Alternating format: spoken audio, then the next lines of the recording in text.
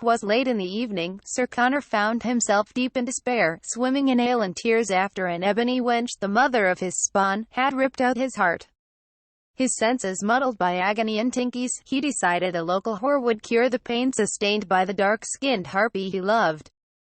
He sent out ravens to all the women in the village, offering himself to them. Their appearance mattered not for Sir Connor, for the night was dark, and his heart too heavy to care about such trivialities. After Sir Connor filed down his nails in his parents' chamber, so as to look presentable, and had a few more flagons of ale, he heard a carriage roll down the cobblestones that led to his castle. His lover had arrived. Sir Connor stumbled out through the courtyard of the castle and raised the portcullis. As he lowered the drawbridge, the light from his torch reached out through the night and fell upon a carriage. Well, what he thought was a carriage. It was an old vegetable cart. The spokes of the wheels split, the horse that pulled it lacking shoes and sway-backed, ribs shoving through its pale skin. Then he saw it. Upon the cart it sat, its mass flowing over the sides. No wonder the wagon was in such disrepair, and the horse so ragged. The burden placed upon them was unbearable. Sir Connor gazed with horror as he realized this same burden was about to be placed upon him. This can't be right, he thought. I sent the ravens to the townsfolk. Monsters like this live in the Mirkwood, or beyond the Dreadlock, not in our village. Sir Connor was correct. This amalgamation of flesh did not live in the village.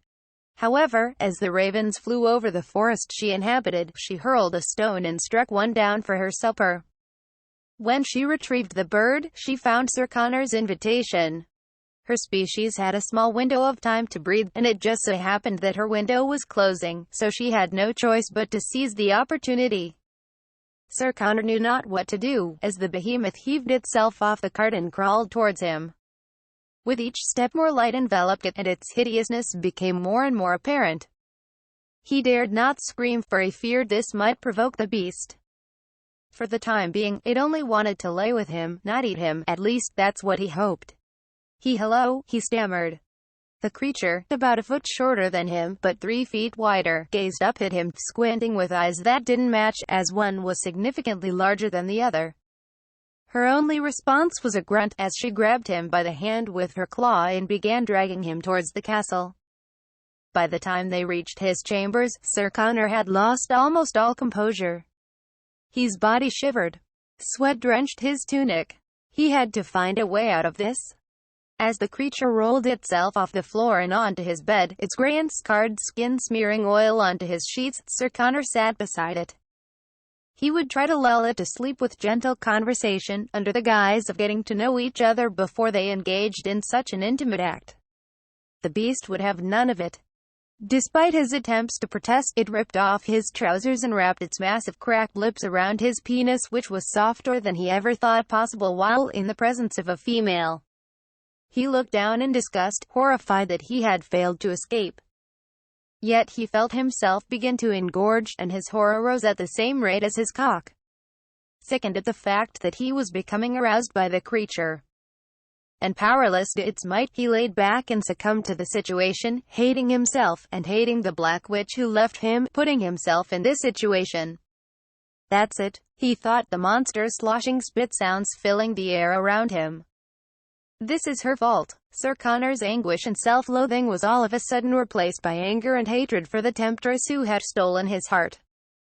Filled with a fury he had never felt before this moment, he grabbed the creature's head and pulled it off his throbbing cock and rolled it over. He positioned himself behind the cretin and began pounding furiously, letting out all his pent-up rage. As he thrust himself deeper into the mounds of rancid flesh, the creature let out a terrible screech, piercing Sir Connor's ears. He grabbed its head and forced it into the pillow, imagining it was the black wench he was smothering.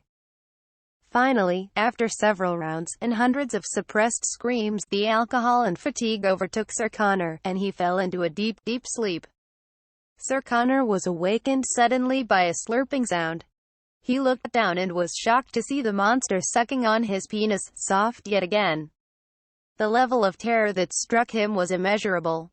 The creature had been hideous the night before, while he was disoriented from the ale. But now, stone sober, in the light of the day, it was indescribable. It had developed quite a taste for Sir Connor, and due to his gusto the previous night thought that this feeling was mutual. Sir Connor was the only one who could slake its lust. As it slurped, its face was covered in confusion, both at the softness of Sir Connor, and the tears that poured from his eyes. After an hour of whimpering on his part, and sucking on hers, she finally accepted that the seed she had received the night prior would be all that she would receive, and crawled out of his chamber, out of the castle, and onto the ramshackle cart she had arrived on. Sir Connor limped down to the main hall, shame and defeat on his face. His father, seeing his son's disheveled appearance, asked him what has transpired so early in the morn to have him in such a state. "I know not, father. I only know I am not the man I once was."